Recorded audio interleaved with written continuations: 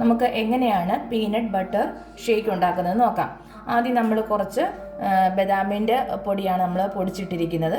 അടുത്തായി നമ്മൾ പഴം നമുക്ക് അതിനകത്തോട്ട് മുറിച്ചിടാം.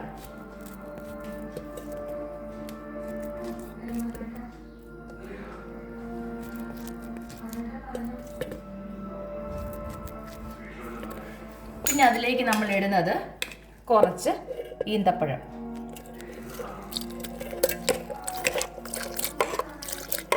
ഈന്തപ്പഴം കുതിരാനായിട്ട് പാലിനകത്താണ് ഞാൻ ഇട്ടിരുന്നത്.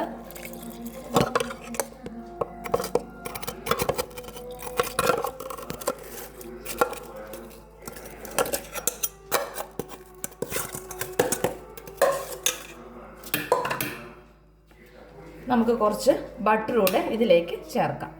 എന്നിട്ട് അടിച്ചെടുക്കാം.